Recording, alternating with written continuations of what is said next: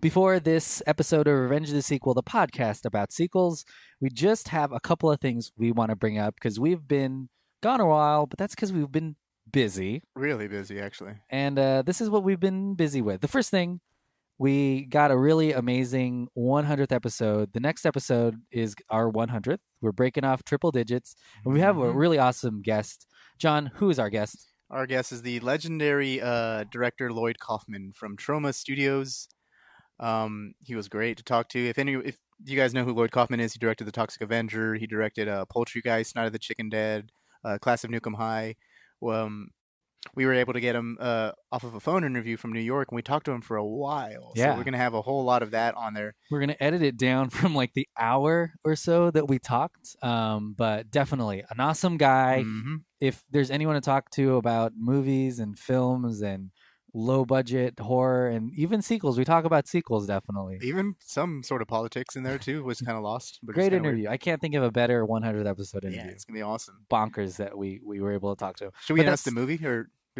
Yeah. Talk about the movie. So sure. It's a sequel, and of course it's Lloyd Kaufman, and he's made sequels before. Right, and this is a movie we actually saw at the Draft House when we met him, like in person a couple of years ago. We're gonna watch the Return to Nukem High, Volume 1, which is going to be pretty awesome. Yeah. So it's going to be really great to talk to him about a movie that he made and then his thoughts of film overall. So we're doing another special thing other than just talking to Lloyd Kaufman, which is already something bonkers amazing. Mm-hmm. We're giving away a ton of free stuff. I would say more than $100 worth of free stuff. Ooh. But there's some pops in there. There's some books. There's a bunch of cool things we're giving away. So how you can win it, go to our facebook.com/DelphinPod, or find DelphinPod, DelfinPod on Instagram. You'll see a picture of all the stuff you can win. Just like it, share it, comment. And for every like, for every share, and every comment, your name will go into a drawing, which we will do live before our 100th episode. We'll announce who won. All that cool stuff. And we'll send it to you. We're going to do it on the 100th or the 101? We'll do it, I don't know. What do you think? I don't know, actually. We'll do it on the 100th. Let's do it on the 100th. Let's do it on the 100th. It's going to be a real great episode. Someone's going to win a bunch of stuff. Okay, so start doing whatever Delphin just said right now. Start doing that now. Yeah, like it and comment and share right now. Because on the 100th, this next week when we record it, we'll be giving it away. Awesome. And the last thing that we want to talk about is John and I made a movie called Cloth. It's a short film. It's a really short movie. Really short. Yeah, we spent one night making it, and we are now releasing it in some places. We have some listeners in London. The world premiere is on Sunday, September 24th in London at the Hackney Picture House for the London X4 Film Festival. The Hackney Picture House is amazing. Have you seen the picture of what it looks like? I have, yeah. It's pretty awesome. It looks super cool. Isn't that like Michael Fassbender's? Yeah, it's he goes there all the time. He may own it. I don't know. We'll find out. But it's a great little place in London, and it's a really great place to premiere the movie. That's pretty exciting. There's three other, at least of right now, as of this recording, there are three other places you can watch the movie. Darn, I'll have to tell you at the end, but I know we have a showing in Minnesota. We have a showing in upstate New York in Rochester. Upstate New York, yeah, that's what to say. And then, of course, San Antonio. San Antonio, you guys can watch Cloth too. If you want to find out more information, go to facebook.com/clothshort. Cloth short. Facebook.com cloth cord. Okay. /cloth short for more information. And I'm super excited. Yeah, can't wait for everyone to watch it. Mm-hmm. It's good. I like it. All right, so here we go. This week we're talking about clowns. We're talking about kids. We're talking about Stephen King. What movie are we doing? We're doing It, which may confuse most of our listeners. We're doing it. We're doing It. Yeah, exactly. We're doing it right now, baby. Confuse everybody since it's not really a sequel, but we're kind of treating. Yeah, I guess so. We're treating it as a sequel, sort of semi-wise, and also because like everyone really likes it right now, and it could be a sequel to Dark Tower. You don't know. You're right. I mean, it could be a sequel to the Dark Tower. Yeah, you're right. So let's go to the Revenge of the Sequel zone. No, that's not a thing. But their story didn't end there. How could there have been only one? And he's back in business.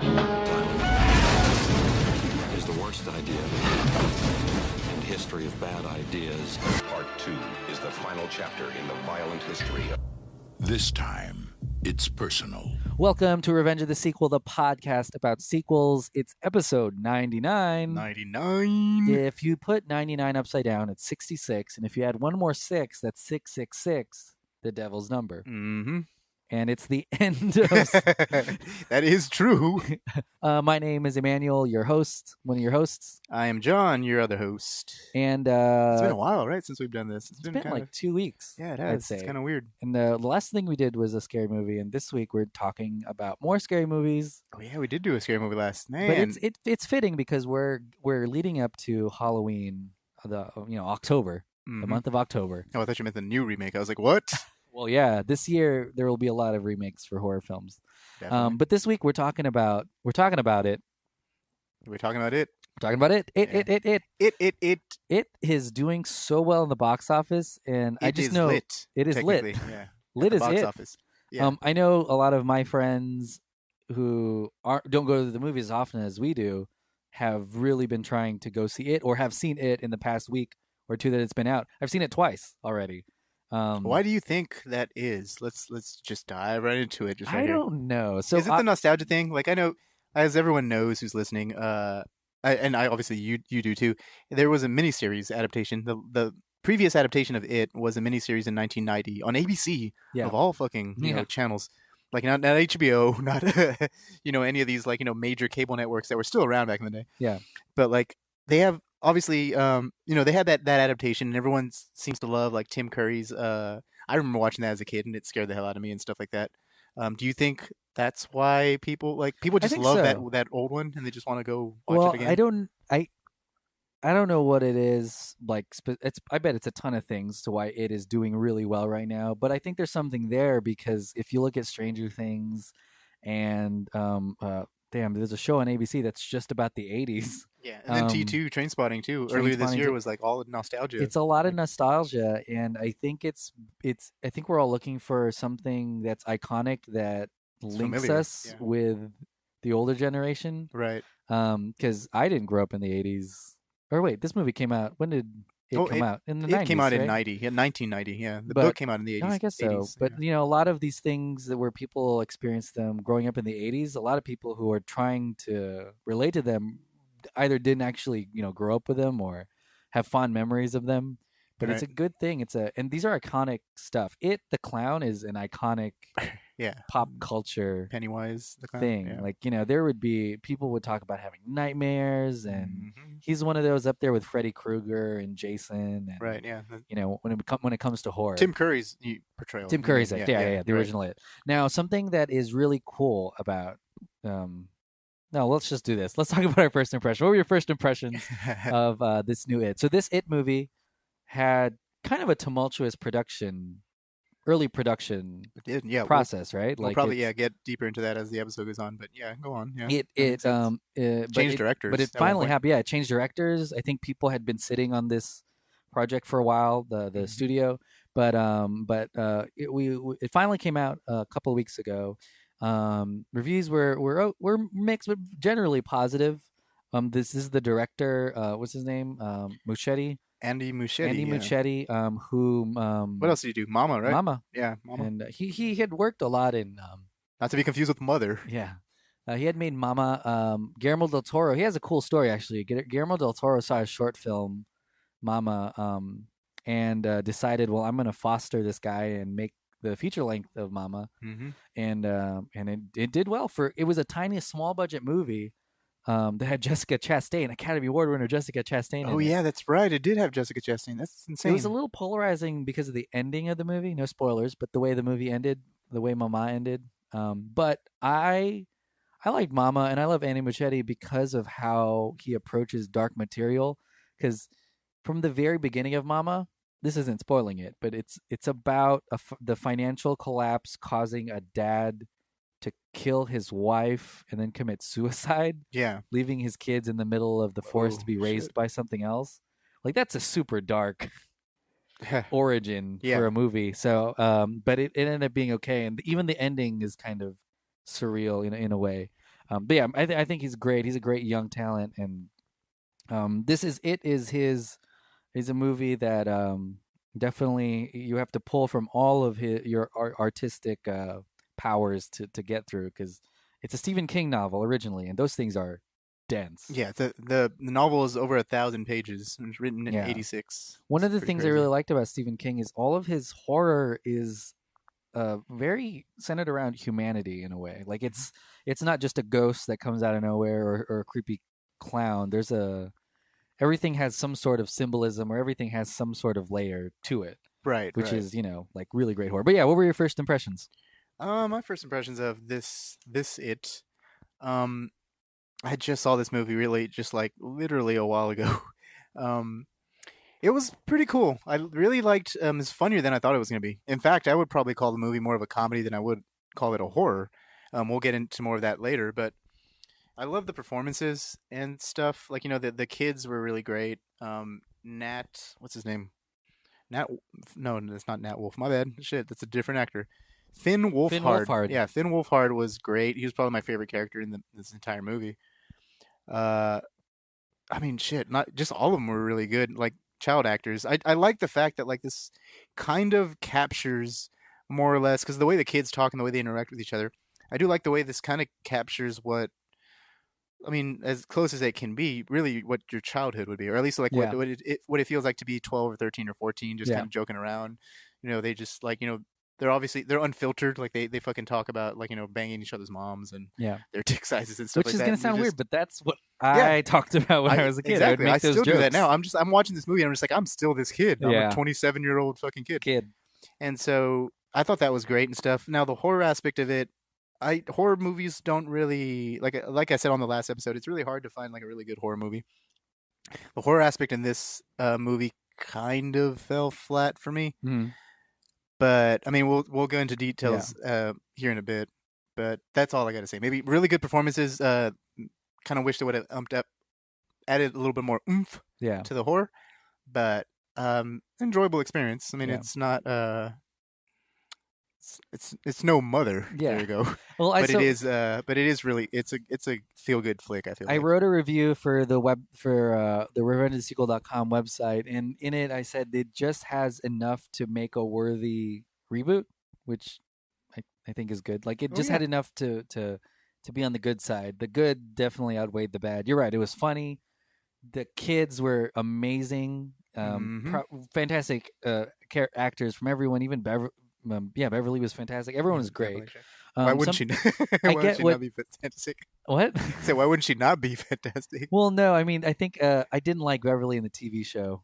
That's why I said even Beverly. Yeah. Like this girl is way better than Beverly from the TV show. Okay, acting wise, Sorry, yeah. I'm not nothing against old Beverly. Oof. Young Beverly and the old it. Not okay, old cool. Beverly. Not old Beverly yet. But I think what I get what you're saying with the horror. Something that's really cool about Stephen King's horror stuff is it's like an overall sense of fear that you're kind of looking for in it, or at least what I look for in it. So it's not just about the scary clown, which is a huge part of it. That's where the jump scares, I guess, happen. But like every adult is supposed to be creepy. Everything is supposed to make you feel unsettled no matter what. So just normal things like, and I think there's a lot of that in this movie. Like going to the pharmacy and talking to the pharmacist was creepy. Like That just doing is very creepy. Doing normal things is creepy. And I think this movie did that. I don't think it got to the extent that Stephen King wanted it to be, because I don't think or not wanted, but had in the book. It could have been way more I don't want to say creepy, but like more unsettling. Offensive. I know it probably would have been offensive. Yeah, like because I think one of the scariest things for a kid, if you watch this movie, of course, the clown, but also the fact that the adults aren't helping like at all. Yeah, helping at all. That's really really scary. Mm-hmm. But what's strength for this movie, if you just like jump scares, which I think a lot of movie going audiences like. Which is why it's doing so well commercially with a wide audience. Right. What this movie has against all other movies is it inherently finds what you're scared of and uses that to scare you. So it's almost like you're watching an anthology movie, because you have a person that's scared of a flute lady, you have a person that's scared of people burning. I feel so like you got these moments that are it it, Okay. but used, but They're in tailored a, to the. yeah, like a scare sequence for this kind of fear, or this kind of fear, or this kind of fear. So that's a really great strength that this movie has. An unfair advantage. Unfair, It's yeah, like, definitely. And then also just having like I think the clown Pennywise the clown is a big draw on that. Like yeah, everybody doesn't really like clowns nowadays, yeah. probably because of the original movie. But there, you're right. There isn't a huge buildup, in terms of the, at least the scares or the horror. And it sort of has a little bit of a rise when they get in the sewers, but it kind of stays even the whole time. Just the actual terror and the horror, and you get like intermittent, like creepy adult in between, but it doesn't build. It doesn't crescendo it like doesn't. in, Like the way it should. Yeah, in other words, yeah. In a horror movie. And but what I really loved, at least what I get from the whole thing, is Beverly is the strongest character because she's not scared of it, because she has a real fear that's her dad. Like she knows what real fear is. So that's why it's like, man, I don't know what to do with this girl, because she's scared of something real, her dad, and she has an actual fear. So all the other stuff that it throws, she's just like, well, that's cool, but I'm not that scared. I live terror every day when I go home, and I'm in my bedroom. But that's always what I got from at least the story of it. I don't know. I think this movie's still really, really, really good. There are some things that, if you're adapting it to a movie, I think we're kind of redundant. For example, the little Jewish kid and the kid with the gazebos or something. The placebos. They kind of had the same archetype, right? Like the scared friend. So I feel like you could have maybe combined them to be one. And also, you have a character that doesn't really do much, that they kind of hint towards, and also is a very big character in the book. And I think in the original miniseries, he's a little bit fleshed out a little bit more. Is the character of Mike, who works with his dad at this slaughterhouse where they slaughter sheep. Yeah, and he's just like an outcast. Yeah, in this movie, because he doesn't really do. Like, I kept waiting for, like, there's are we going into? We're past our spoilers. Yeah, we're past. Right? Yeah, okay, cool. We're going past spoilers. Okay, cool. So there's a part in the movie where you have a sequence, like it seems like every sequence or every scene is basically like, it's when the kids meet Pennywise, like they all meet him individually. So like, Bev has with their individual fears. Yeah, exactly. So Bev has her blood experience in her period moment, basically. Yeah, because that's what it's supposed to symbolize. Yeah. But not very. Oh, well, we'll get into that. But she has that scene, and then and then you have, like, Bill's scene in the basement. You have that scene with Eddie, like running away from a leper. Yeah.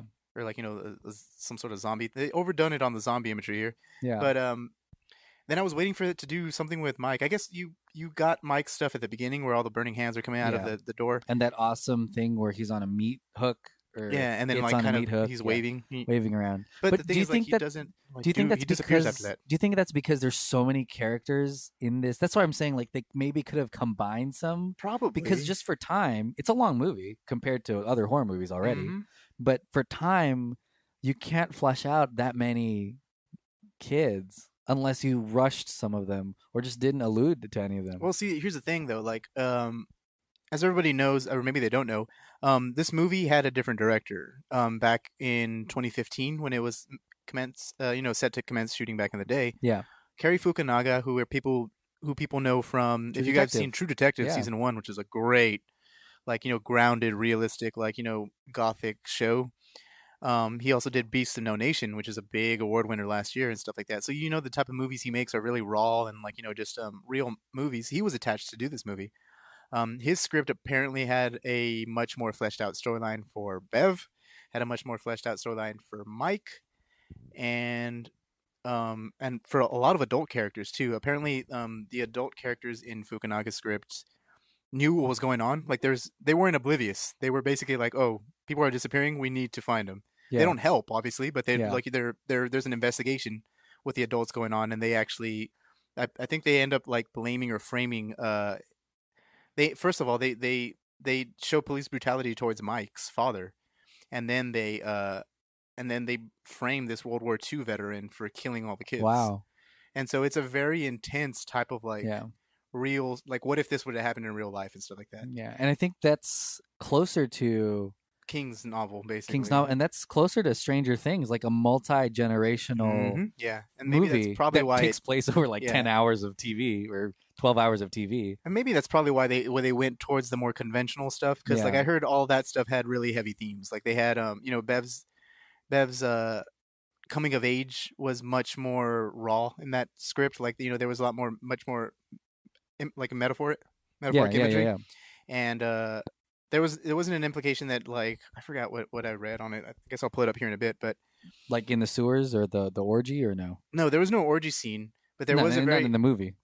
Oh no, there's no orgy scene in the movie either. Like in the original script either. Like there was no, or there was a better moment. It's one of those what happened in this movie. Yeah, it's one of those. I think Stephen King said he regretted having that in the book. Yeah, I mean, cocaine will do that to you when you're writing. Like and then also, like, I think he had heavy, because the reason people don't like Mike in the novel is they're racists. Like, and that was very non-existent here. They allude to it a little bit, but yeah, you're right. But that was full on. Like in Fukunaga's script, like they show Mike's father basically tells, like, this is how you get the backstory of Pennywise. You get Mike dying. Mike's father's dying from cancer in the story, so Mike goes and visits him, and then Mike's father tells him, "I know what's killing everybody." And then you flash back to this horrific scene of these Klan members destroying the Black Spot, which is a black nightclub back then. And they talk about that. They talk about the Black Spot briefly. Yeah. And they don't even say anything about race during that. Not at all. See, that's the thing. But like, down. that's why, like, I think that's why the studio wanted to go in a little bit more. I wouldn't say this movie's family friendly, but this movie is definitely family friendly compared to toned down. Definitely, yeah. Because like even the book has themes of the book has it's more sexual. There's more race. Yeah, Eddie's actually teased for being, because he's a closeted homosexual or something in the book. Yeah. And then obviously Mike, there's a lot of racism towards Mike's character because of the bullies and stuff like that.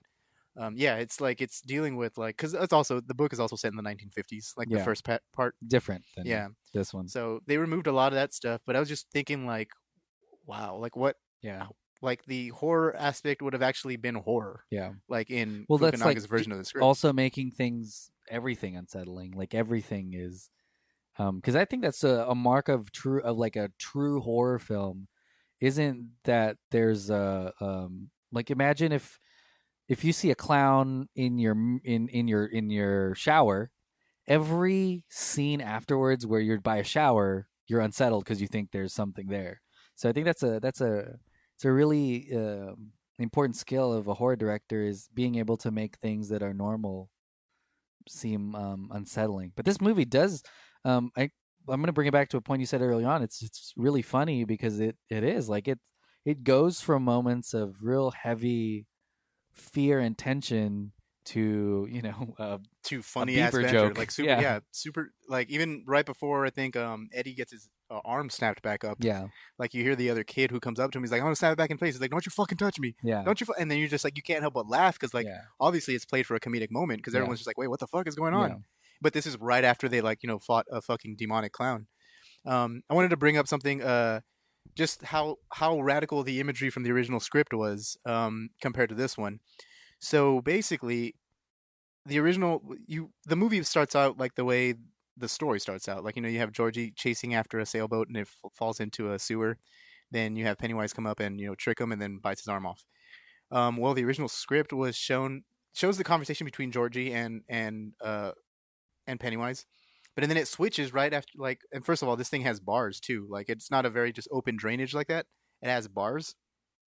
And so what ends up happening is Georgie, when he sticks his hand in and grabs it, like, Pennywise yanks off his arm with his teeth, and then it cuts back to a lady inside a house nearby. She's feeding her cat, and then it rack focuses in on the outside, and Pennywise Georgie is being devoured literally on the street. Like, he's like being thrown like a rag doll, like almost like T-Rex, like by being eaten. Wow. And that's like the rack focus in. It's from like the point of view of like a cat, like, from inside a window. Yeah. And so they're looking out. The lady doesn't notice at all because she's feeding her cat, and then that monster is eating a little kid on the outside, and it shows everything apparently. Jeez. And then it shows the kid being pulled in to the sewer, but there's bars in the sewer, so that kid is being snapped up in two and stuff. Really violent. Yeah, very violent. And I'm just thinking, like, that is a crazy different scene from what we got. I mean, what we got is basically a toned down version of that scene, because he still bites off bites his arm. But I mean, just imagine seeing that. Like, how unsettled would you be just watching that? And it's so crazy. Well, there's a lot of well, let's talk about it. What did you think about Bill Skarsgård playing the titular character? Well, the Pennywise character is pretty iconic from whatchamacallit, from Tim Curry's performance. I think that he did a good job. I thought it was pretty, like, he kind of was impish and very otherworldly, which was pretty cool. Like, especially in the little moments where, like, he's smiling at a kid and then he stops smiling and has like some sort of weird like fixated trance. Like, you can totally tell this kid, like, this monster wants to eat these kids. You know what I mean? Like, it gets like kind of like he gets anxious and he starts drooling in some scenes and his eyes, like, point in different directions. Like, it's almost like he's having like some sort of a food boner, like, while he's like looking at these like kids. So I think Skarsgård, who's apparently related to every other Skarsgård actor out there, I think he was pretty great as Pennywise. Yeah, I liked his the way that he acted. One of the most unsettling things for me is when he would just hard stop in the middle of a sentence and just stare off, or Yeah, his that's what I eye just would said. wander. That's what I just said. Oh, really? Yeah, I said, like, it's basically, yeah, because you can tell, like, he wants to eat these kids. Oh, I Like, see what you're saying. Yeah, yeah, like, because at one point he's also drooling, like, where he's like that's talking true. to Yeah. Eddie right in his face, and you can tell, like, he's, like I said, he got a food boner. Like, it's just like Yeah. he's like fucking hungry. Well, it's cool. It's cool to see that. There's a lot of talk about the CGI used in this movie when it comes to it, because they use it a couple times to make him contort or do something, insanely inhuman. I didn't have a massive problem with it because there was plenty of Skarsgård actually being creepy in the movie that kind of suffice that. But yeah, I think it's really cool. I know these are characters that make you kind of crazy if you try to figure out what they're about. Like it's kind of like one of those Joker roles where it's inhuman and you're terrorizing a bunch of kids and attacking them. So it's a role that's kind of tough. Yeah. Did you know that they I heard somewhere that they gave Tim Curry the choice to come back as Pennywise, and I mean he declined. Obviously, I mean, why? I mean, he's pretty Old. Yeah, I He's mean, older. He's older, not old. I mean, I guarantee he probably would have still knocked it out of the park if they gave him the option. But, like, it's obviously a different generation and stuff. It also confuses audience if you cast, like, people, like, in the same roles, like, 20, 30 years later. Yeah. Like, it's disorienting because, like, and then you're kind of thinking, like, is this a sequel? Is this what the hell's going on? I did like that they gave his clown a cameo in the in the scene with Richie. Yeah, with all the clowns. There's a little Pennywise in the corner, which is really funny. As the primary villain of this movie, what did you think about it? Not Bill Skarsgård as it, but just it in general. Do you think it kind of lived up to your expectations of the killer clown? I don't know. That's hard to say because I was like, I wasn't really moved or scared by any of the transformations that it did besides Pennywise. Yeah. So it's hard for me to like. I'm still digesting the movie, so like but right off the bat, my gut reaction is no. Like only because so much of that stuff was jump scares, and I hate jump scares. Yeah. Not that I hate them because they scare me. I'm just saying like they're very very easy to do, and I feel like that's the only downside about Bill Skarsgård as Pennywise, or even the whole It concept in general, is that every time it came out was literally every time was a jump scare. Yeah. Like there was. That's and then, true. There wasn't a moment where he was just watching and talking to them and then went away. Yeah. It was watch, talk, blah, well, something crazy. He had some little like some of those shots were shot like an establishing shot. Like they'll just show him there and he's kind of just like staring at you. Yeah. And I get that point. Like those parts were kind of cool, but almost everything where he's revealed or like where he's scaring the kids or something is a jump scare. And to make it worse, you have that score. And I do like the sound design, like only for some moments, but you do have a score and sound design where like it's just like it's just like all of us. It doesn't help. Like and then you hear like a build up too, like and you're just kind of like, oh, I know what's coming. Like obviously, I think my favorite part with Pennywise, not my favorite jump scare, but my favorite part is when they George, someone says they're not scared of him, and he's like, I'm not real enough for you, Georgie. That I thought was really great because that was Oh yeah, Just it's right, good right. acting and Yeah, because then he super just scary. jumps towards him, and then I also don't know. I don't know if that necessarily is scary, or maybe someone just thought it was scary. I don't know why he shakes. Like not the camera shakes. I do like that. Like because the camera, if you on some parts, whenever he's jumping towards the kids, which again is still a jump scare in Yeah. itself. Yeah. He's rushing towards the kids. The camera gets all distorted and like starts Yeah. wobbly, and the frame starts like Shit, almost a lot like of motion blur. yeah, like exactly. It's almost like It an was old affected film. sometime. Remember when he was dancing and the camera Yeah, sort of the that was camera's pretty cool. yeah, I like that parts, but I don't know about him shaking himself. Oh yeah, I see what you're saying. Because every now and then he'll charge towards a kid and he'll just start shaking his head like erratically. Yeah. And like screaming. I get it. Being like weird. you're supposed to try and make it as terrifying as possible. To me, it just seemed really silly. Yeah. But I mean, yeah. Me being a 12-year-old kid, like in that actual situation, I can see myself peeing my pants. Yeah, and a lot of him was not dumbed down, but kind of toned down so that I guess everyone could understand that he's the thing conjuring up all of these different scare stuff, yeah. including that last fight scene where he turns into everything scary for yeah, everyone for a little he bit. Even turns into like a mummy at Just one point. all CG, yeah. And then they introduced the spider thing, which, well, you know, his arms as a crab spider leg. Yeah, that was an homage, obviously, to the book and stuff like that. Because that just came out of nowhere. Because he Yeah. becomes everyone's fears, and then he just turns into a he has spider. lobster eggs. Yeah, Lobster hands. But yeah, they kind of they don't know. But yeah, a lot of this is just so people can understand that it is what's making all of this stuff instead of all of the crazy stuff that they're probably gonna try to do in it too, with dimensions and you know just all the bonkers stuff that it actually is. But and they kind of hinted that like yeah. that otherworldly dimension stuff when he opens his mouth and she kind of looks into his deadlights or whatever the hell that is. Do you think they should have explained his origins a little more or no? The Fukunaga script actually had an origin story for it. Okay. But because we get nothing more than a hint of a Pennywise clown. It's there. Car.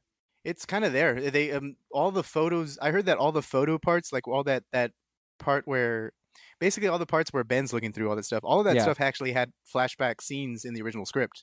That was just kind of like made a little bit more vague in this one and put into newspaper clippings. But all that original stuff was actually there was an origin story. I actually have the differences between the scripts, and right here, there was an origin story for Pennywise.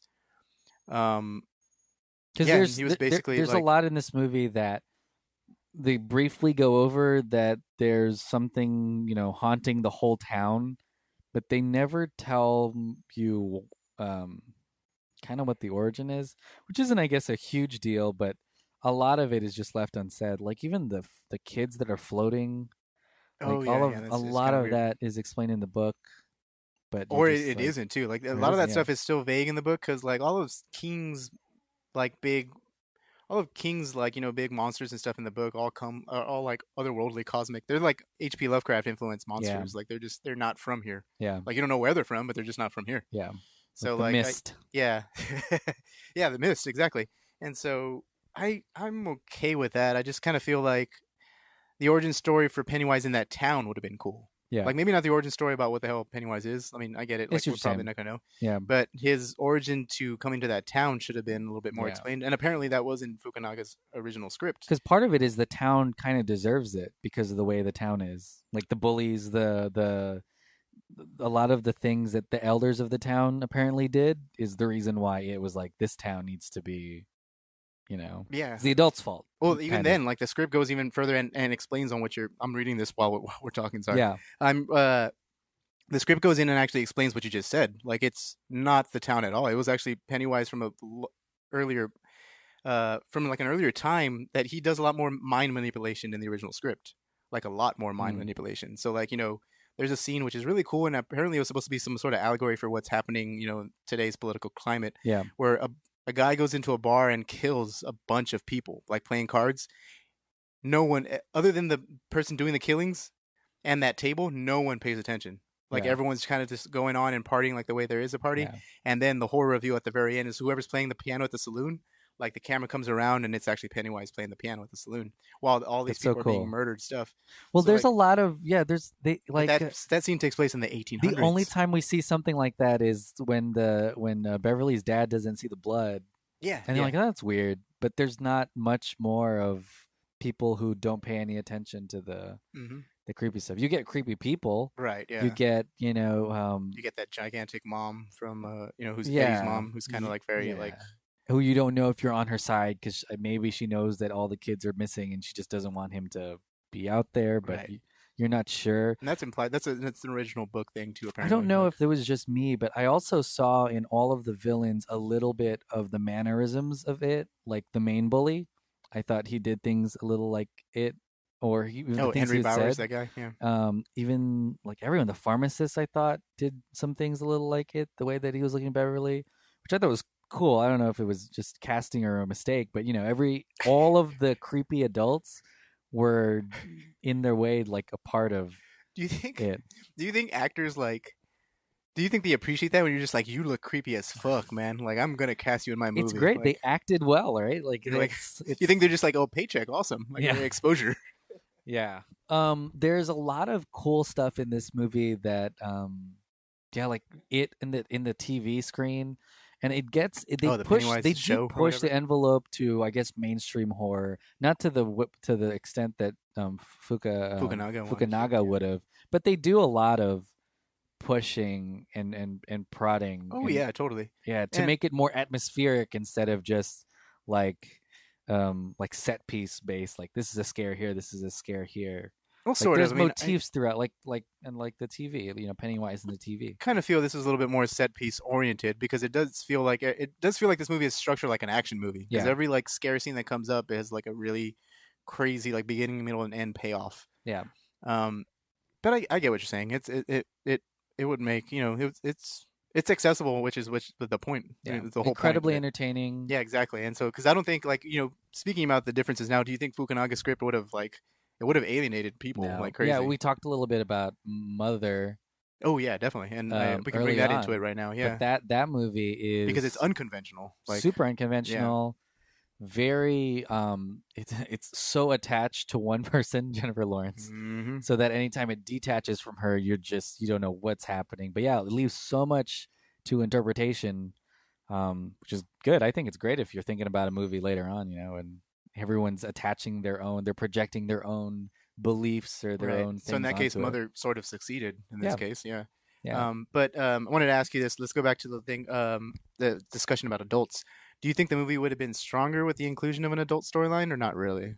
I think they did something really smart in this, getting rid of them, because I guess just in the linear way that sequels work, when we see an adult group, we can kind of better understand the dynamics as if they were kids, instead of just immediately seeing. It's weird. Flashbacks are weird to Right. me, and I think it was a smart decision to introduce the audience to the kid part, because it automatically makes people care about them because they're kids. So we talked about in Annabelle, if you get a kid or someone who's sick, the audience is automatically on their side. Right. Right. When we see an adult, even if it was just for a moment, people will start to be like, well, I don't know, like they should have dealt with it. They start to Oh yeah, that's right. they yeah. automatically judge the adult because they're an adult, like the way they would. So I think it was smart to just not have adults. Also, it adds to the anticipation for the next movie. The Like, who sequel, are they going to yeah. cast? Mhm. Molly Ringwald? Who are they going to cast? Actual Molly Ringwald. Yeah, that'd be super crazy meta. But yeah, I think that was very smart, because this is such a heavy, dense thing that you want to introduce it in a way that I guess is really mass appealing, because Andy Muschietti is talking already about the sequel and exploring all of the crazy interdimensional stuff. stuff, but people will have a better base for it. Yeah, now, because it it's comes like, right oh well, now. yeah, we Gotcha. saw they were kids. I think another, it's not too crazy, but Dark Tower explored a lot of that stuff in one movie, and people couldn't follow it. Oh And- yeah. and it Well, didn't- that and it movie did was well. also like, I've never seen it, but I've heard it was ridiculously short. Like, it's an hour and a half, like, which is literally an hour less than this movie. For all the stuff they tried to talk about. for Stephen King's actual opus. Yeah, yeah, I just the think thing that it's really connects funny. everything. Yeah, they pretty they much. fucked it. So I still think that was a pretty good idea. If I was a director and if I was tasked with this, I would probably have made the same decision. Really, just like exercise all, because that was present again in the original Yeah. script, like an actual human subplot. Like, they have the cops doing an investigation on Yeah. all these kids and stuff like that. because it's like sex, this is just you're easing Okay. into it. Oh, okay, I was like, where's this going? Okay. Yeah. But I know we were talking about it, but damn. this is a movie that's easy enough to understand. Like, you don't have to be a huge cinephile.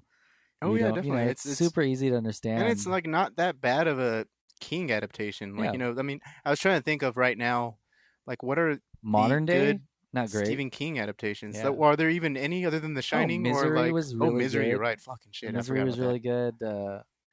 Maximum Overdrive, Ooh, directed by Stephen King. You can't say that's not Stephen King. He made it. Technically, yeah, you're right. Shit. But that one was like a what B else? movie. What else is other stuff? The Mist. I like The Mist. Oh, I like The Mist too. You're I right. liked it a lot. I mean, his dramatic work, like Green Mile, like which is like Oscar winning like crazy. Yeah, it was good. Shawshank Redemption. Oh man, Right, yeah, he's done some good stuff. He's also done some stinkers. Dreamcatcher, Cell. Yeah. Like, these movies. There's a lot of great adaptations. I think it's because it's so dense, and but it's it's book dense. It's not like movie dense, because book dense you can do the things that he does, and it's always hard to adapt those, because it's not that you dumb it down, but you have to focus on just a couple of the themes that you can. Because if you're reading a Stephen King book, you can take like a month to read a book to understand. But when you're making a Stephen King movie, you have an hour, 2 hours, 2.5 hours. Right. And you're going to try to unpack a whole book's worth of themes and character. It's true. It's going to be like... And Stephen King is kind of like a Charles Dickens. He does describe... Like, if you ever read something by him, he does use a lot of description. Like that orgy scene that no one really wants to use in any of these movies, which I'm totally cool with, because that is weird as fuck. It's 10 pages. Jeez. Like, it's 10 pages of literally describing these kids go like and have sex with the only girl of the group. Like 10 pages. Like, shit. Yeah. Like they oh my god. It's I think that's why I think they could have done more and taken more editorial things, like combining those two kids, because people I think would have understood, because obviously it's not going to be exactly like the book, because the book is right. Like, if you want the book, go read the book. Like, if you want the movie, just come watch this movie. Yeah. So, but they made a good enough movie, I think, in it. I wanted to talk about Beverly. Yeah, fantastic actress. Yeah, the actress is pretty good. What did you think about her character arc, though?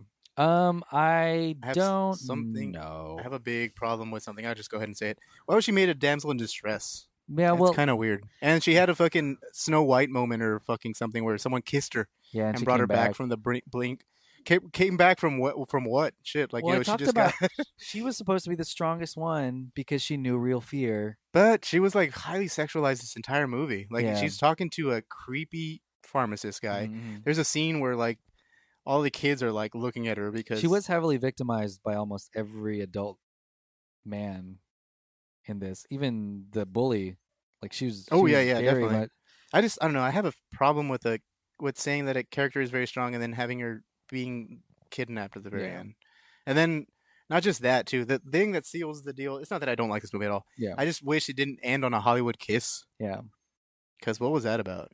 I don't know. I don't know. I think they were trying to play on a lot of the angst that obviously people have. Right. But what was weird in this movie is they picked all the ways you can sexualize Beverly. They chose them all. Like, they had the kids kind of angst, which is understandable. But then they had her dad and other male authority figures also thining that way. And I just don't know if that was too much, or like it's just super dangerous to be a woman in this town, or if it's just showing you like what it's like to be a girl. I think I just really want to watch Cary Fukunaga's version. I think I'm gonna try and go find the script, find the funding. The thing is, like, see, okay, this is maybe not the last time I'm gonna bring up that script, but the original script, from reading it, like. Not from reading it, but from reading the notes on the original script, Beverly was literally like you say she's the strongest character here. She was literally the strongest character in that script. Like, this is my interpretation of Beverly in the universe. Version, yeah. Like, in all of the not in this movie, but like that's who she's supposed to be in it.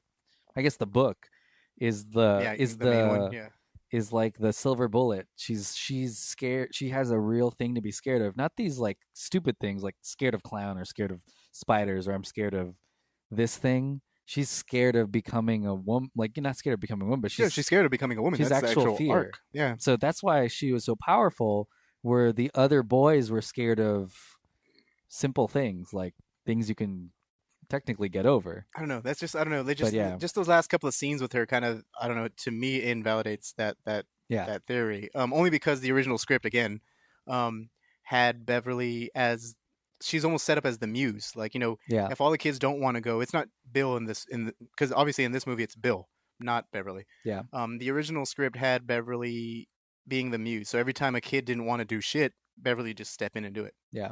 And then at the very end, they kept the scene right before the orgy because in the book, basically, when they defeat Pennywise in the book, they can't find their way out of the sewers and they're losing their connections to each other. So they're like, we're forgetting about each other right now, like as we walk out.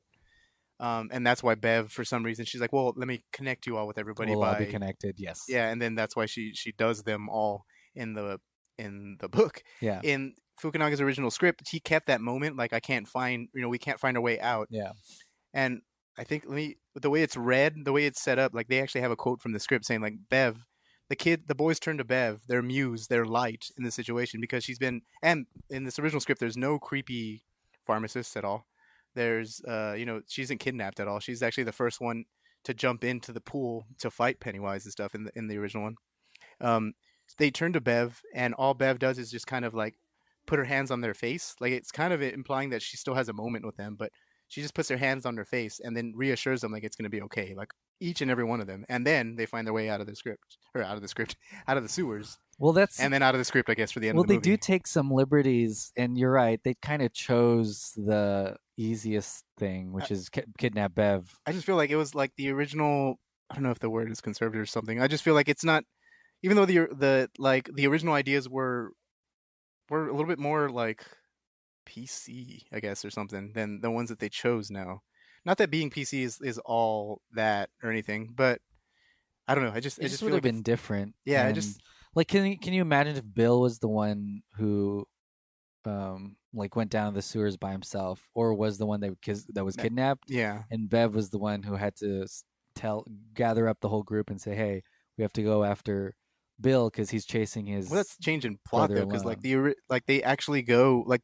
The story is that they're supposed to just all build just kind of like, hey, let's go do it. Like it sucks, but let's go do it. This one, it had to be a plot device. Like, Bev had to be kidnapped for all of them to come back together and then to go save her.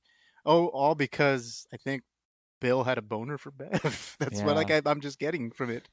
And it's odd because Pennywise kills all the other kids, but doesn't kill Bev. But he does say that he doesn't kill Bev because Bev is not scared. Afraid of him anymore, which that makes sense. But again, like, I don't know. It's just that scene where she's kissed and then she's literally brought out of oblivion. Yeah, like Sleeping Beauty or something. It's just really weird. Yeah, this movie is, I think, made to be easily digested. I mean, obviously, like the things we just talked about are very Hollywood-like and very conventional. Like we just said, the movie ends on a kiss, like between the two characters, and like it's like supposed to end on a touching, happy note. Before it says like It Chapter 1. It's okay still, and there's a sequel. Yeah, exactly. I heard there is an after credit scene where you hear Pennywise just laugh. Oh, if you just stay laugh. To the end of the credits. Yeah. But, I don't think there's an actual scene, but yeah, maybe. I think you hear the audio of him laughing and stuff. But I just thought that was interesting about the Bev character because you were talking about her being strong, and I was like, she was strong up until like a certain part happened. And I get your point. I was talking about it in the book. Like she's supposed to be the invincible. One. I get you. Yeah, but I get what you're saying. Like in this movie, it's just those three moments that to me that irk me. Like it's just the not even because like I like the way she beat the shit out of her dad. That's cool. But I mean, being kidnapped and then the kiss to being brought out of a sleep and then a Hollywood like ending kiss. Yeah, what they chose to focus on were in this movie were weird choices, but. I don't know. Just for that character, like everybody else, I think was like I loved Finn Wolfhard's character Richie, which is like really He had literally the best lines in the entire movie. Like he kept talking about his dick, which is kind of weird. But I guess we all talk about our dicks when we were a kid. Yeah, exactly. Or you don't anymore. No, my biggest character thing was just the two kids who I thought could have been combined. Oh, because they fit the same role. They just fit the same. But then who would? Then would you be sad if like Eddie's character was combined with Stan and then Eddie was the one who committed suicide in the second movie? Because that's how the movie starts. The second story or the second half starts off with all of them getting the call. I get what you're saying, yeah. And so I kind of like that Eddie kid, sort of. Well, I guess we'll have to see who. Do you have any? So let's talk about the sequel to It Chapter 2. Like, what do you want to It see? follows. Yeah, what do you want to see in It Follows? I don't know. I'm actually not excited for the second chapter. If you seen the miniseries recently or no? Not recently, but I remember a lot of it. Do you know that the second part is actually the not worst part, but it's the most least interesting part? Yeah, it's the slowest part. Yeah, it's very slow because like the kid, at least from what I saw, like in the miniseries, I don't know how it is in the actual book. I know that the book does get into some really weird shit at the end of the end of this of all this shit, but I think it deals with them like trying to like there's more human villains in the part 2 than there is fear villains. I think they're supposed to try to. Yeah, you're right. Definitely. There's not a lot of jump scare moments, from the book that you think could translate well. So unless they manufacture some, which I'm sure they will. Yeah, that's true. Because like, yeah, I guess you're right. Because I was like, there's not a lot of interaction, which I think will disappoint audiences. There's not a whole lot of interaction with Pennywise as adults. Yeah, it's a lot of them talking. Mm-hmm. And a lot of like Pennywise influence stuff, trying to be together. I think finding that thing again to be together. That's why I think there's going to be a lot of exploration in the film version of stuff that didn't make it into this one. Yeah, so and that's pretty cool. Like interdimensional stuff. Yeah, or flashbacks to because they said that they're going to do some more flashbacks and some like origin storytelling. So I think that's going to happen. I think they're going to directly reference some things that were in this movie. Right. And by directly reference, I think like in some scenes that they've already filmed, you'll see a flashback of something else that was happening in that same scene. I don't know if that makes any sense. Kind of like Insidious 2 type thing. Where like, oh, that noise was something that, that happened. Yeah, that exactly. Was important because that actually did something here in the second one. And I think that's a really good excuse, production-wise, to bring back the kids, like as really actors. Popular. Yeah, exactly, because people are going to kind of feel. I mean, if they don't show the kids at all, they'll feel it's kind of weird transitioning. Depending to who the cast is, if this cast, is like a grade A cast of actors that they're bringing back, then I think like people are just gonna be like, well, these are good. These are good adult actors. These are good adult actors, But like, I don't know. Like, that's what I'm saying. Because like the best part of this movie to me is the children interaction. Like all of the kids, it reminds me of my childhood. It's pretty funny. So like it's having to. I'm in adulthood now and I don't like it. So like watching the second movie is gonna be. It has to show some really cool or weird shit for me to like kind of be on board with it. Especially because like the book does get really like I heard the book gets really weird in its last 20 pages. Like and that's why in the TV movie they decided to just do a spider. Yeah, because it was probably too expensive. Mm-hmm. But I think they'll be able to do something insane and different. So Native Americans rituals get involved. And I'm stuff somewhat like more excited about the second one because it's gonna have to be unconventional, or it should be, compared to succeed. In order for it to even be close to being like an It thing. Mm-hmm. So I think they're going to end up doing some. I mean, I think there's still going to be jump scares. It has to have that It factor. Yeah, that It factor, baby. But I think we're going to see time travel. I think we're going to see interdimensional stuff. We're going to see space tortoises and we're shit. Gonna see, the inception of it. I wouldn't be surprised if this movie starts in the 1800s or something. Oh yeah, bonkers. And I would totally agree with that too. Which is kind of weird though. I feel like, or maybe not, because we didn't really actually see him die. But the Henry Bowers character, the bully character, is supposed to terrorize the kids as adults too. Yeah, and he's a scary. I wonder who they'll cast as if that guy's not dead, because in this movie he is knocked down a well. Yeah, so like different. Unless he comes back as an actual zombie, which is not. Or he falls into. That wouldn't be the strangest thing, since this movie is littered with zombies. Speaking of strangest things, you know who pitched to make this movie? The Duffer Brothers. And really? They got a big old no, so they went and they made Stranger Things, which is, I mean, so many different things, but it's also kind of it as a movie. Yeah, it is. Yeah, definitely. Right? I mean, Missing that's Kid. Probably no doubt it's probably influenced by it. Intergenerational, like we talked about before. So it's actually crazy that they made something that is a little bit more long-standing, I guess, than one movie. Is a series that people are are raving about. But yeah, I it's heard crazy. that Nat Wolfhard or whatever, or no, Finn Finn Wolfhard, Wolfhard. yeah. I heard that he was actually cast in the original version of Fukunaga's It too. So he's Cool. like the only actor to like That stayed, be a yeah. part of that old Well, he's a version. great actor, and yeah. What's crazy is the reason why Duffer Brothers couldn't make it is they weren't established enough because they hadn't really done much. But their ideas were great. Like everyone loved it, but they were just like, well, we can't, we can't hire We you. can't give guys. you it. Yeah, Exactly. but yeah, I'm glad that they got to make something crazy. I mean, yeah, they got to make something a little more original than this one, so it's pretty cool. Almost with the same feel, maybe not as a rated R. Yeah, but just as effective, if not more effective. Yeah, exactly. What did you think of the R rating in this? Actually, other than the gore, because I was like, I didn't see much gore.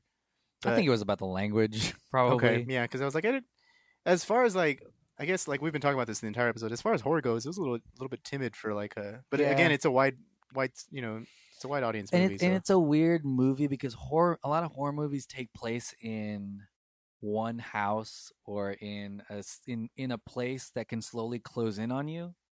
This movie takes place in. They actually go to a haunted house at some point, but this movie takes place in a town, so it's hard to get that claustrophobic or that progressional,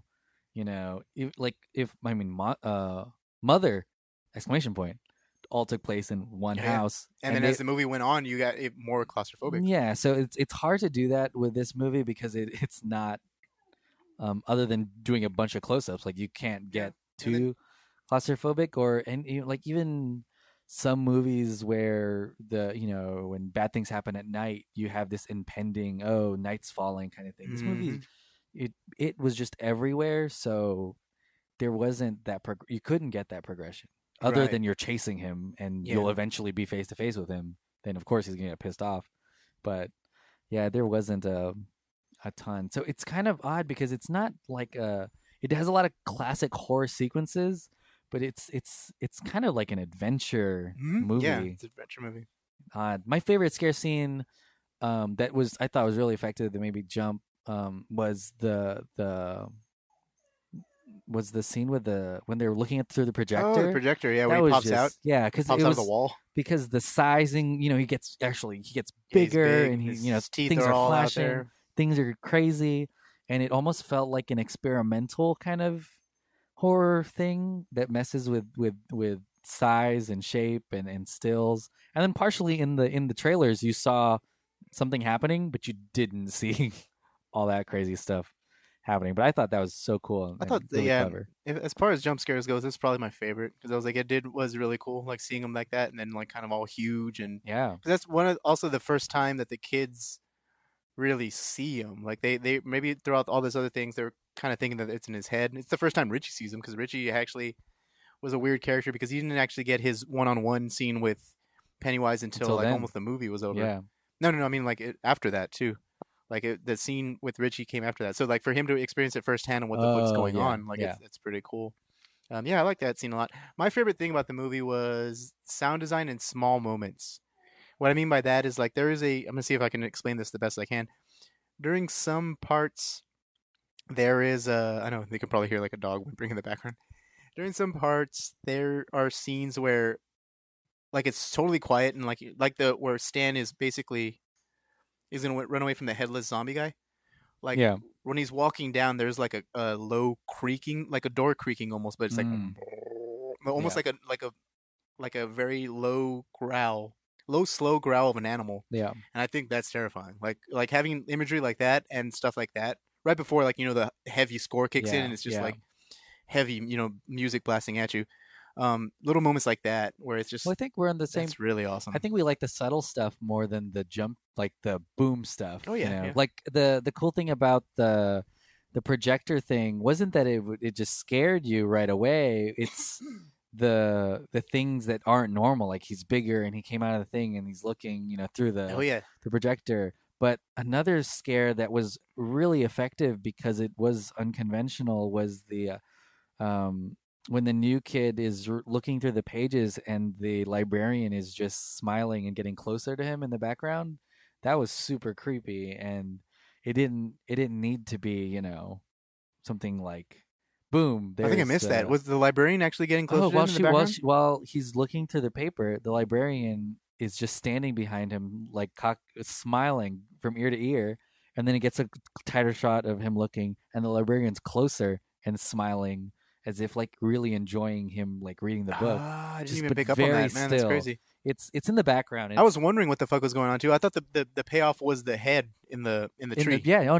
If you look in the background, it's creepy AF. Oh shit, But man. it's like out of focus, it's back there. But even then, like that's cool that you caught that, because I thought that scene was very because there's a lot of stuff me. like I know we talked about the TV, but that's like background stuff that you're just like, what the? Oh yeah, because they show that scene nice earlier to be down before in the that sewers, before, like, because they have that scene. There's a reference to that scene earlier in the movie where you hear it, like, you all float down here, and then you're just kind of wondering, like, that's gonna come back into play, right? Because I was like, that's just crazy. Someone's watching that on TV. Yeah, and that was at Bev's house, and then when Henry murders his father, that's what's playing. There, that's it's almost playing every time you see a TV. I feel, if you and pay attention. There's a cool part in that one too, like during that TV part when the camera's on the TV, where they're saying "kill 'em all," and it's like a sing along. It says "kill 'em all," like with the words being like filled in as they say it.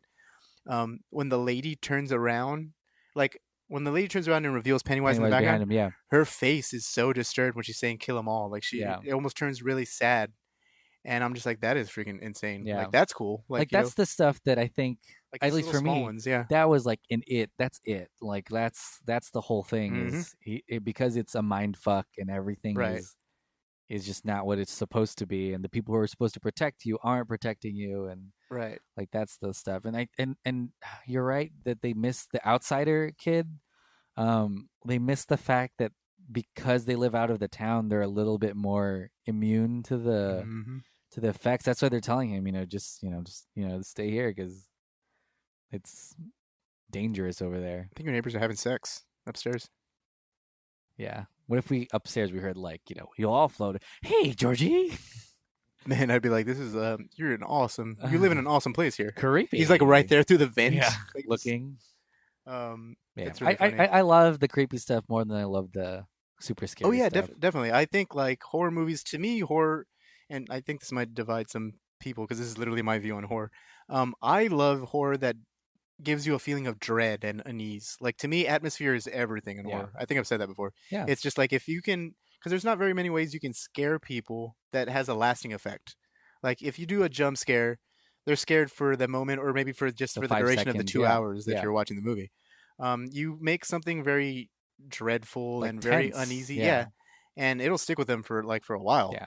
Like a great example is Alfred Hitchcock, of course, the master of horror. I was even going to bring up Mother. I was like, Mother is like, Mother just like, has such intense, not that it's like, and not that it has to be shocking imagery either, because like that's obviously a whole different ballgame. Which Mother has a lot of shocking imagery. They have there's a whole, never mind. Well, no spoilers, but there's a whole sequence on that shit. But then 30 minutes of just shock. Yeah. But the thing is, like, you have just like the mood of those scenes, though. Like even in the aftermath, where there's no score, it's just two characters staring at each other, and like it's one of them's like waiting for the other one to fall asleep. Like that's just like that's insane. Like that's just like that's obviously getting to you. Like the normal person might start to sweat in theaters because they're just like wow. Like the tension's building. Yeah. And or like a movie like The Witch or It Follows, where literally just it's so gloomy, like just you can feel it, you can feel dread and death in the atmosphere. Like it's just wow, and you're unsettled by everything. Like in The Witch, it's just very silent, and it's zooming in on like the part of the forest that they don't know about, and she'll just scream peekaboo, but you're jumping. There's nothing scary, but you're just like, oh god, yeah, exactly. She's playing peekaboo with a baby. I think that tension is really key. It's everything, yeah. And it's either the monster's point of view looking at the victim, where the audience is like, oh shit, they're there, or it's just like something gradual. I saw an example for like in Jurassic Park. Even there's dread. They show the T-Rex attack, but even after the T-Rex is gone, when you hear him off in the distance, it's immediate dread. Even though he's far away, you're just like, I don't know where this T-Rex is, but I'm scared off my ass, and it could just be like a normal them walking through the park, but you're thinking like, oh shit, there's something around. So the normal things being scary That's like true Suspense. And this movie has a little bit, but it doesn't. Yeah, you're right. Have, like there are moments you felt like they were safe, which was odd because Pennywise was everywhere. That's the thing, is too. It's But- like I didn't feel I should be walking out of an It movie feeling really scared All or the like time, yeah. uneasy. Yeah. And this movie was like a little bit more of a comedy, which isn't a bad thing. Like I said, we talked about all the great moments that are in the movie. The movie is not without it. Yeah. But it just I think it just sacrificed a little bit too much suspense for like jump scares and not that laughs aren't a bad thing, but maybe a little bit on laughs. Yeah. Yeah. But it's good. I thought it was good enough for what it was. Oh yeah, and, definitely. I mean, it's and it's better hard. than what I thought it it's- was going to be, especially like for great. I mean, like kudos to Andy Muschietti because it's freaking hard to not only for him to find something like this, but to get the probably hundreds of people who was working on it to agree on one vision. Because that's hard, especially for Stephen King. Like the studio has expectations, the producers have expectations, the writers have expectations. Your King DP has everyone's thinking like this is what it's gonna be like, and you're kind of just, trying to fly by the seat of your pants and try to make sure it's at least close to what you think it is. Right, exactly. Because it's way tough, especially when it's super cerebral and there's all these themes. Because you may want to focus on one thing, but the editor's like, that no. Yeah, exactly. I want to focus on this thing. I'm gonna jump off into some funny trivia here. Yeah. You know that in the It book, Stephen King's the actual manifestations of It that come out, the actual manifestations are actually universal classic monsters like Frankenstein, Dracula. Frankenstein decapitates a kid in the book. That's funny. Yeah, and the werewolf, the mummy. Yeah. Like, they're all these like classic monsters that King thought was like scary when he was a kid. So That's like, cool. That's what. But imagine that if that would have been filmed now. Like, watch Frankenstein come out and start to like, yeah, exactly, like just like shuffling towards his victim. Yeah. Well, I mean, it's so. I think it's a good idea that they got it out of the 50s. Mm-hmm. Because anything that was scary then, people would not be that scared of now. And 80s was close enough because there's TV and there's exposure to a bunch of stuff. Those things that are scary are still relatable. Yeah, and then also on an easier production note, you get to make the sequel in modern times. Like it can be set in 2018 or something. Yeah. But yeah. Overall, what are your final thoughts on it? Really, really entertaining popcorn horror movie. I think. I think the reason it does, I mean, people love horror. That's one of the genres that really sell. I think Annabelle was a hit, was it? Yeah, not? Made a ton of money. Yeah, there you go. And it obviously just made a ton of money. Made a ton of money, right now. I think it's good. Like I said, I think just summing it up, it's fun. I think that's really what the core, what it should be. 100% sure. Yeah, true. Yeah, this is a fun movie. Yeah, it's a fun movie. Not that there's a bad thing or anything. I just wish that if they should have maybe taken some of the horror aspects of King's novel a little bit more seriously, including the subtext, because that's what kind of makes it scary, in a way. Yeah. You know what I mean? Like even if it is uneasy and offensive, I get it. Like you want to sell this to everybody, but like you can't do. I think this is a quote from Fukunaga who said, "You can't do King right and inoffensively." Yeah. So like there has to be some sort of subtext in it because that's the way he writes. I mean, shit. Yeah. But yeah, I liked it. It was a pretty enjoyable flick. I don't know if I'll go out and run and get the Blu-ray, but I would see it again. There you go. So yeah, I think I agree with you. There's so much you could focus on, and at the end of the day, if you're making this movie, you're deciding what things you're going to focus on. Yeah, exactly. I mean, the acting is fantastic.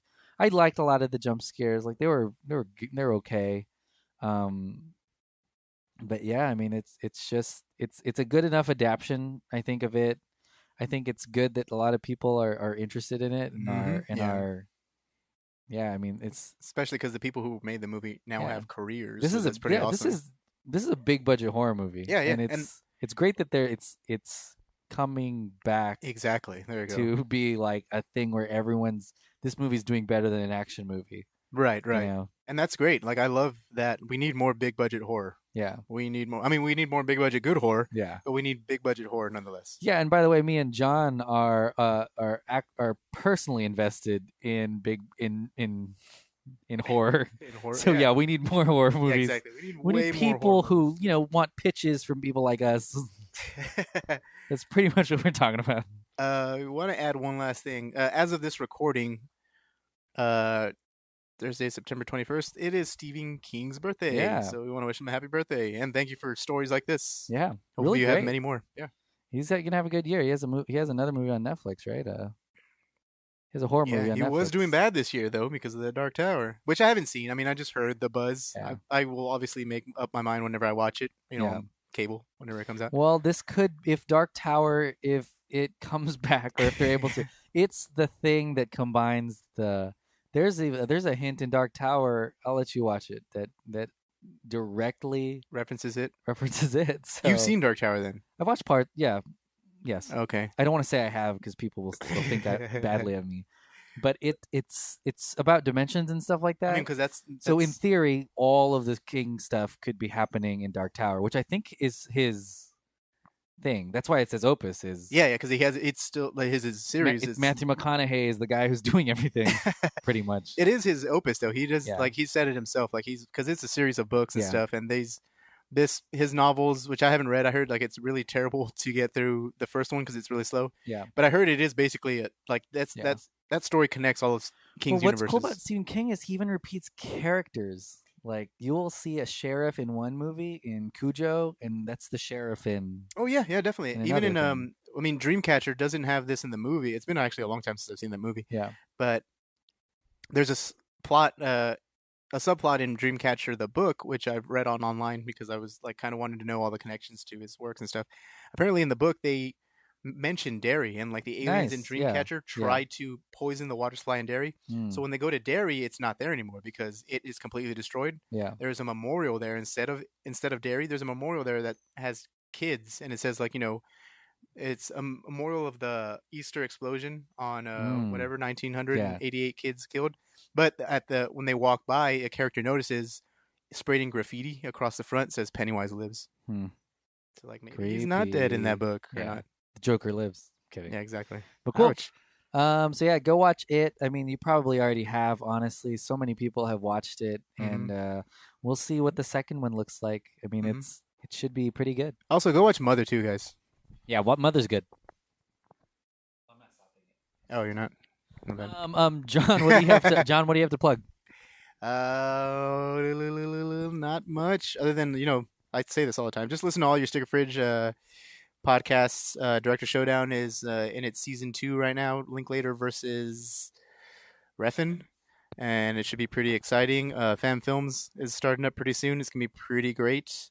We also have another. We have another Sticker Fridge podcast coming out called The Fire Distinguisher, which is going to be pretty.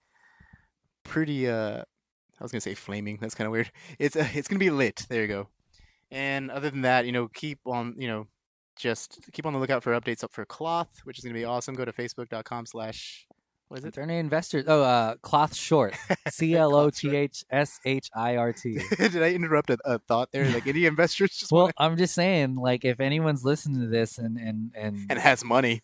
Yeah, and has money. It looks like we may be developing Cloth into something. Even if it's not a feature film, we want to do more horror stuff. So keep an eye out. It could be a horror comic. You never know. It could be, possibly. Who knows? Anyway, yeah, and then keep on the lookout. Listen to all the Delphin Pod podcasts. Yeah, definitely. 100th episode, Lloyd Kaufman. 100th episode. Lloyd Kaufman, guys. Stole the thunder away from the sitting room. I was like, coming listen to back. The room. Oh, yeah, listen to that, too. Lloyd Kaufman. Yeah. 100th episode, definitely watch Cloth. It's our next episode. I'm excited. It's time. Yeah, it's time, guys. We're 100 years old. It's awesome. Hello? Hi. Hello? Okay. All right, guys. Goodbye. Later, guys.